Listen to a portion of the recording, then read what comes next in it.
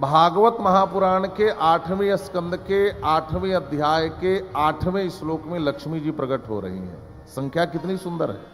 श्रीमद् भागवत महापुराण के 8वें स्कंद के 8वें अध्याय के 8वें श्लोक में ततश्चाविर्भूत साक्षात श्री रमा भगवत्परा रंजयंती दिशः कांत्या विद्युत सौदामिनी यथा। जैसे लक्ष्मी जी प्रकट हुई ऐसा लगा जैसे करोड़ों करोड़ों बिजली की चमक आ रही है महाराज। उनके शरीर से पूरी दिशा चमकने लगी उनके प्रकट होते ही। बोलिए श्री लक्ष्मी महारानी की। भागवत का बड़ा सिद्ध मंत्र है। दीपावली की रात्रि में इस श्लोक का लोग पारायण करते हैं, जप करते हैं। इससे हवन भी किया जाता है कमलगट्टा का हलवा बनाकर लक्ष्मी प्राप्ति के लिए। तो बड़ा सिद्ध मंत्र है भागवत का। जब लक्ष्मी जी प्रकट हुई तो ऐसा संसार में त्रैलोक्य में कौन है जिसको लक्ष्मी नहीं चाहिए। सब दौड़े पाने के लिए, क्या महात्मा क्या ऋषि, भगवान शिव भी दौड़े, सब दौड़े, दैत्य दौड़े, देवता दौड़े। लक्ष्मी जी ने कहा खड़े हो जाओ, मैं हाथी घोड़ा नहीं हूं जिसका मन करे पकड़ कर ले जाएगा। एक लाइन में लग जाओ, मैं जिसका वर्ण करूंगी वो मुझे प्राप्त करेगा। अच्छा, लाइन में सबसे आगे ऋषि दुर्वासा खड़े थे। लक्ष्मी जी ने कहा हैं तो बड़े तपस्वी लेकिन हैं बड़े क्रोधी, क्रोधी पति अच्छा नहीं होता। आगे बढ़ गई, सब में दोष निकाला। भगवान शिव के लिए भी कहा सब कुछ तो ठीक है लेकिन शमशान आदि में घूमते हैं, यह ठीक नहीं है ना भाई। थोड़ा वस्त्र आदि भी सुंदर चाहिए, उनमें भी कमी निकाल कर आगे बढ़ी। सब में कोई न कोई कमी निकाली है। ऐसा प्रसंग बड़े विस्तार के हैं, सब में कमी निकाली। और भगवान विष्णु लाइन में नहीं खड़े हैं, ध्यान से सुनेंगे, वो दूर खड़े हैं। तब लक्ष्मी जी की दृष्टि उनके ऊपर गई। उन्होंने कहा एक वो जो खड़े हैं वो मेरे लायक हैं, वही मेरे लायक हैं। ब्रवे वरम सर्व गुणैरपेक्षितम, मुझे जिस गुणों की अपेक्षा है वो सब उनमें है, लेकिन एक अवगुण उनमें भी है।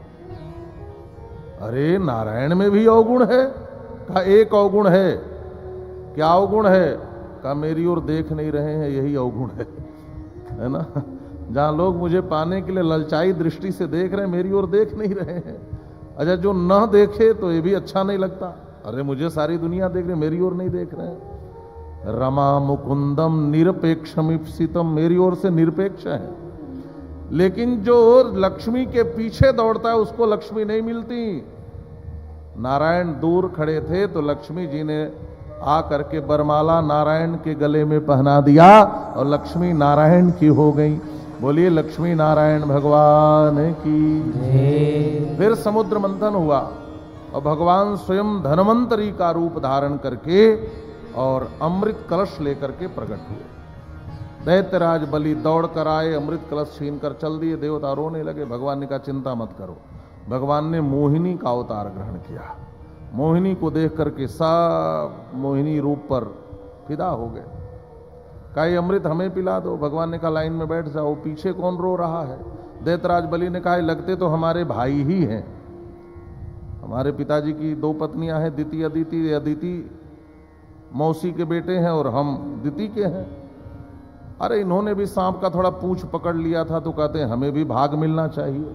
भगवान ने कहा कोई बात नहीं, इनको भी देना चाहिए। देवताओं को भी बैठाया, दैत्यों को भी बैठाया और मोहिनी भगवान देवताओं को अमृत पिलाने लगे। एक स्वर भानु नाम का दैत्य था, उसने कहा गड़बड़ तो कुछ जरूर है, और सूर्य चंद्रमा के बीच में जाकर के देवता का रूप बनाकर ये भी बैठ गया। भगवान आए, इसको भी अमृत पिला दिया। अच्छा, क्या भगवान पहचान नहीं पाए? भगवान की दृष्टि से कोई छिप सकता है क्या? फिर भी पिलाया। क्यों? का पहला कारण है कभी पंक्ति भेद नहीं करनी चाहिए। ये पंक्ति में बैठ गया इसलिए पिलाया। दूसरा कारण है तो इतने दैत्य, लेकिन जो मुझे पहचान ले वह अमृत का भागी जरूर होगा, इसलिए भी अमृत पिला दिया। और जब अमृत इसके गले के नीचे उतर गया तब सूर्य चंद्रमा ने हल्ला किया दैत्य है, दैत्य है। अजय भी कितना बड़ा बेवकूफ था। अरे छुपना था तो किसी और के बीच में छुपता। दो वेपर लाइट के बीच में आप छुप सकते हो? इधर सूर्य इधर चंद्रमा, बीच में जाकर बैठा था। दोनों चिल्ला पड़े दैत्य है, दैत्य है। भगवान ने कहा बस रुक जाओ। सुदर्शन चक्र निकाला और गला काट दिया। अच्छा गला तो काट दिया लेकिन अमृत तो नीचे उतर चुका है, अंबर तो सकता नहीं। तो जो गले का भाग था स्वर भानु का वह राहु कहा गया, और जो नीचे धड़ का भाग था वह केतु कहा गया। और हमारे यहाँ की मान्यता के अनुसार आज भी ये सूर्य चंद्र को ग्रसते हैं, इन्होंने ही इशारा किया था गला काटने के लिए, तो आज भी ग्रहण उनके ऊपर लगता है। भगवान ने देवताओं को अमृत पिलाया, दैत्यों को नहीं। कारण क्या है? देवता अच्छाई के प्रतीक हैं, देवता अच्छाई के प्रतीक हैं, दैत्य बुराई के प्रतीक हैं। अमृत अमर बनाने के लिए है। भगवान चाहते हैं संसार में अच्छाई अमर हो, बुराई कभी अमर होने न पाए, इसलिए देवताओं को अमृत पान कराया। दैत्यों ने कहा हमारे साथ छल हुआ, देवताओं ने कहा क्या बिगाड़ लोगे, हम तो अमृत पी लिए। कहा मारो, भयंकर देवासुर संग्राम हुआ और देवताओं ने मार डाला दैत्यों को। लेकिन गुरु मेहरबान तो चेला पहलवान शुक्राचार्य जी उधर से आए, तुरंत संजीवनी मंत्र का प्रयोग करके सभी को जिला लिया और कहा बेटा सुनो, अब मैं जैसा कहता हूं वैसा करो, चलो यज्ञ करवाता हूं। यज्ञ करवाया। यज्ञ के कुंड से एक देदीप्यमान रथ प्रकट हुआ, राजा बलि को उस पर बैठाया, कहा दिग्विजय के लिए निकलो। और जैसे गुरु जी कहें कोई वैसा करे ना तो दिग्विजय प्राप्त करता है महाराज। इतना प्रकाश निकल रहा था उस रथ से कि रथ को देख करके ही देवता स्वर्ग छोड़कर भाग गए। तीनों लोकों में राजा बलि का साम्राज्य हो गया। देवता भटकने लगे सड़क दर सड़क, भगवान के शरण में गए, कृपा करो। भगवान ने कहा कुछ नहीं कर सकता। क्यों? मैंने एक दिन और कहा था, इसलिए अब विस्तार नहीं दूंगा। बलि धर्म कर रहे हैं, गुरु की सेवा कर रहे हैं, गायों की सेवा कर रहे हैं, संत ब्राह्मणों की सेवा कर रहे हैं, यज्ञ यागादि कर रहे हैं। जो धर्म पथ पर चले, जो सात्विक जीवन जिए, भगवान भी चाहकर उसका कुछ बिगाड़ नहीं सकते, कुछ नहीं बिगाड़ सकते महाराज। लेकिन मां का हृदय तो मां का हृदय होता है। पति कश्यप से पूछी क्या करूं कि बेटे को राज्य मिल जाए। उन्होंने पयोव्रत बताया, मां ने किया। भगवान आए, भगवान ने कहा मैया किसी से बताना मत कि मैं बेटा बन के आ रहा हूं, कोई पूछे तो। भगवान ने कहा कोई क्यों पूछेगा कि कौन आया है बेटा बन के, कैसे दोगे? कहा छीन कर तो दे नहीं सकता, भीख मांग कर दे सकता हूं मैया। और भाद्र शुक्ल द्वादशी को भगवान वामनावतार लेकर के प्रकट हुए। बोलिए श्री वामन भगवान की। 8 वर्ष के हुए यज्ञों पे भी संस्कार हुआ। भगवत भिक्षाम देहि, भगवती अन्नपूर्णा ने भिक्षा दी। जो भिक्षा मिलती है सब गुरुदेव बृहस्पति को दिया। गुरुदेव ने कहा कि इतनी भिक्षा से काम नहीं चलेगा ब्रह्मचारी, हमें तो स्वर्ग का राज्य भिक्षा में चाहिए। भगवान वामन ने पूछा कहां मिलेगा? कहा जो इसका मालिक है वो दे सकता है। कौन मालिक है? कहा राजा बलि। कहां मिलेंगे? कहा वो तो यज्ञ कर रहे हैं। और आपको पता है वामन भगवान का अवतार कहां हुआ था? बिहार के बक्सर में हुआ था। और जैसे बक्सर से गंगा नदी पार करेंगे उत्तर प्रदेश में जो बलिया है, यहीं पर राजा बलि यज्ञ कर रहे थे। तो बस बक्सर से गंगा पार करके बलिया जाना था। तो भगवान वामन वहां से चले और राजा बलि के यज्ञ में आए। आइए एक पंक्ति जरा इनकी झांकी का दर्शन कर लें बड़े भाव से। एक पंक्ति में हरि वामन का वेश बनाए, बलि राजा के द्वारे आए। हरि वामन का वेश बनाए, बलि राजा के द्वारे आए। हरि वामन का वेश बनाए, बलि राजा के द्वारे आए। हरि वामन का वेश बनाए, बलि राजा के द्वारे आए।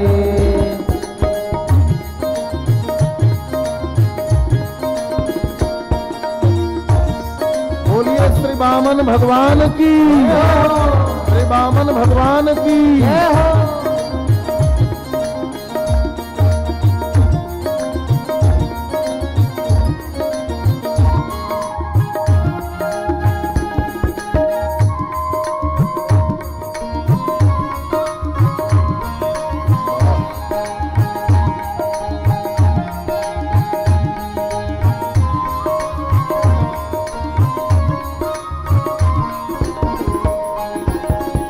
उनके छोटे छोटे उनके छोटे छोटे पाँव, उनके छोटे छोटे हाथ, उनके छोटे छोटे पाँव, उनके छोटे छोटे हाथ, उनके छोटे छोटे पाँव, उनके छोटे छोटे हाथ, उनके छोटे छोटे पाँव। हाथों में कमंडल सुहाए, हाथों में कमंडल सुहाए, बलि राजा को गाए आए। हाथों में कमंडल सुहाए, बलि राजा को गाए आए। जय हो।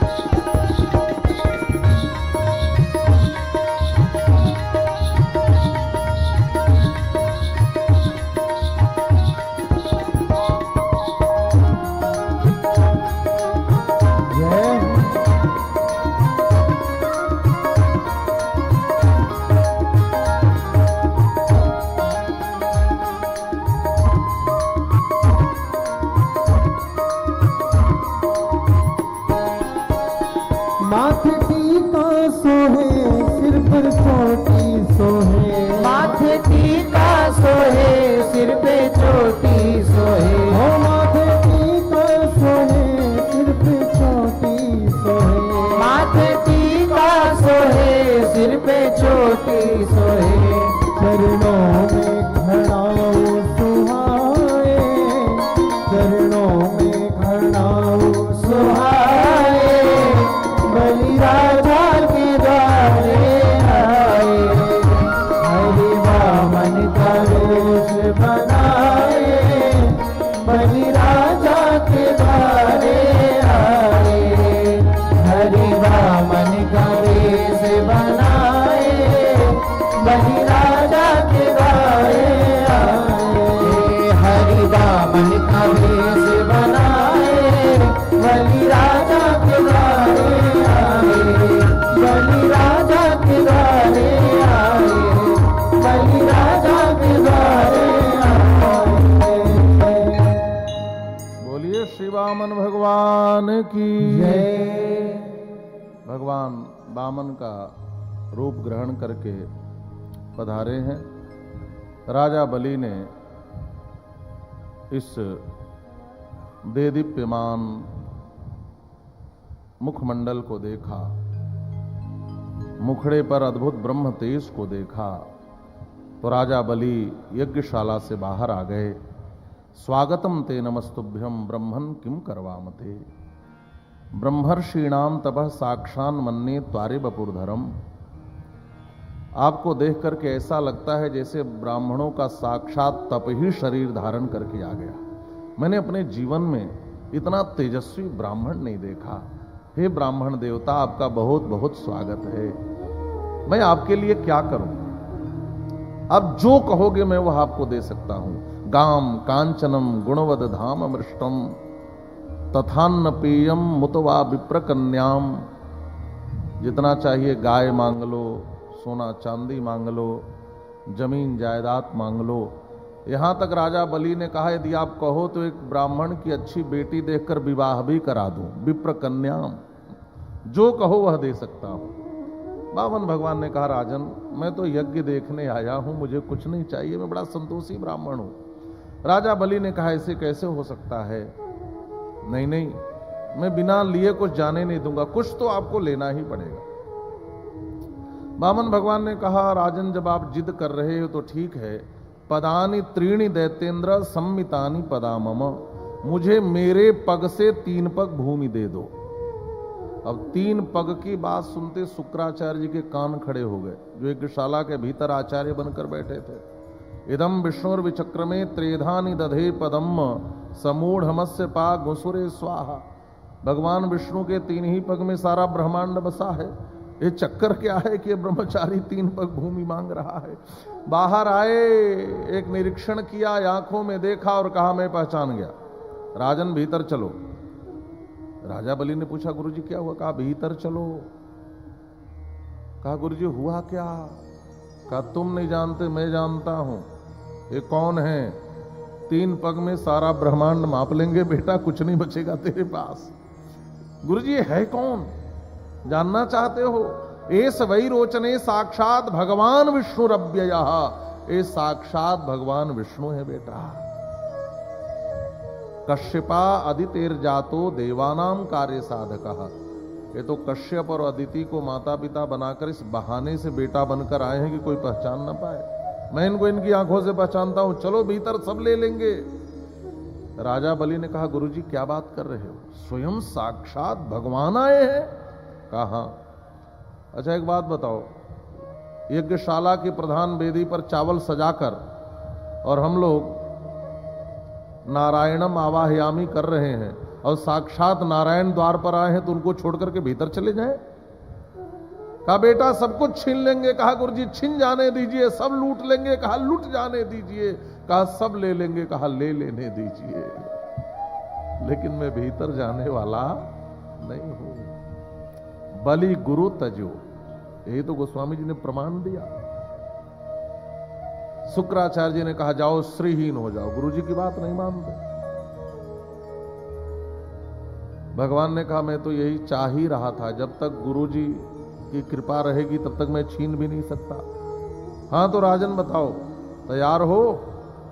कहा प्रभु। कहा अपनी श्रीमती जी को बुलाओ, जरा ग्रंथि बंधन करो, संकल्प लो। कहा गुरुजी तो रुष्ट हो गए, संकल्प कौन पढ़ेगा? बामन भगवान ने कहा मैं पढ़ा लिखा ब्रह्मचारी हूं, मैं कराऊंगा संकल्प। और संकल्प कराया। कहा तो राजन ध्यान दो,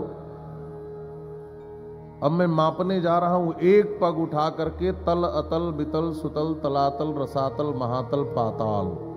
राजा बलि की आंखें फटी की फटी रह गई। बाप रे बाप, 1 पग में नीचे के सब कुछ को माप लिया।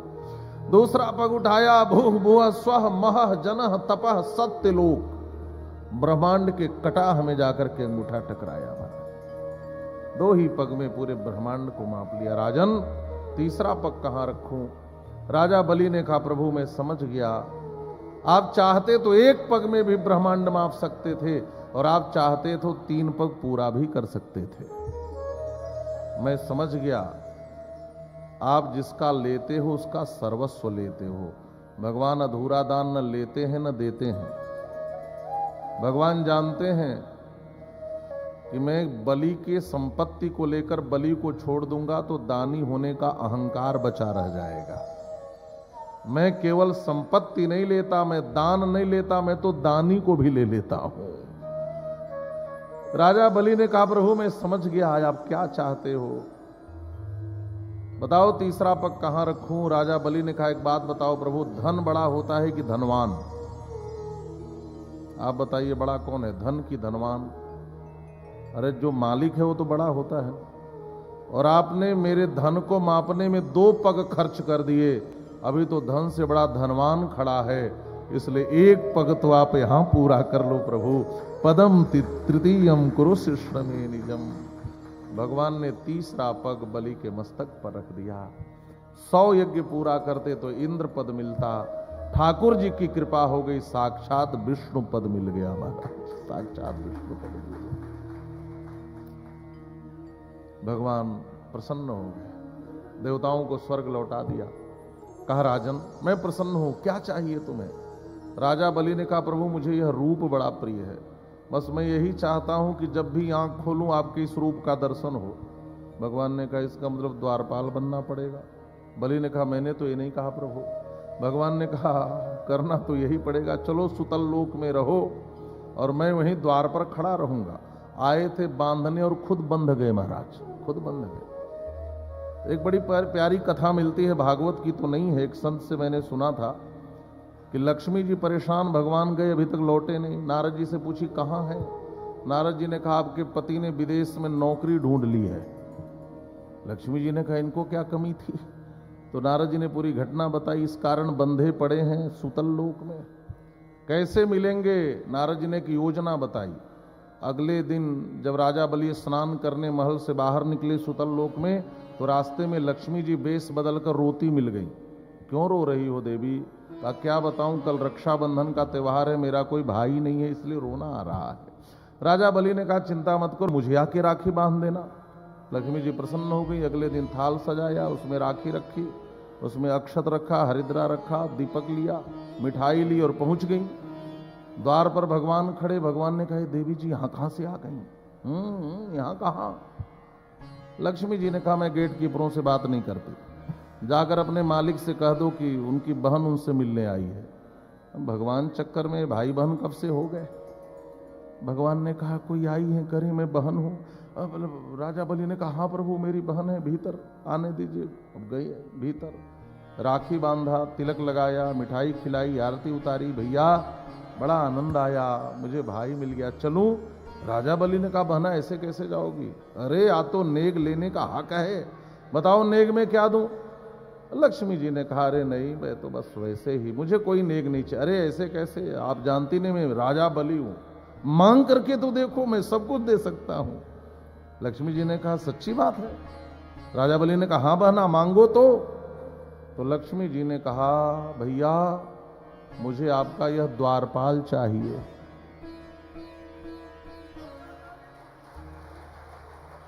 राजा बलि ने कहा ऐसा मत कहो, ये द्वारपाल नहीं है, तो मेरे प्राण हैं, प्राण, मैं इनके बिना कैसे रह पाऊंगा। लक्ष्मी जी असली रूप में आ गई, कहती हैं राजन यदि आपके प्राण हैं, आप प्राण के बिना नहीं रह सकते, तो मेरे प्राणनाथ हैं, मैं इनके बिना कैसे रह सकती हूं, मुझे मेरे प्राणनाथ लौटा दो। तब राजा बलि ने भगवान नारायण का हाथ पकड़ा और इनके जो वामन रूप में हैं और इनके हाथ को लक्ष्मी के हाथ में दे दिया। आप विचार करें, जो त्रैलोक्य का मालिक था उसको त्रैलोक्य का दान दे दिया और त्रैलोक्य के मालिक को भी लक्ष्मी जी को दान कर दिया। इससे बड़ा दानी आज तक कोई मिलेगा? आज भी कोई अपना सर्वस्व दान करता है तो हम कहते हैं उस व्यक्ति ने अपना बलिदान कर दिया। आज जब कोई सैनिक अपने जीवन को निछावर कर देता है राष्ट्र पर, तो हम यही शब्द देते हैं कि उसने अपना बलिदान किया। बलि शब्द का हम प्रयोग करते हैं, महाराज जो अपना सब कुछ दे दे, यही तो बलिदान है।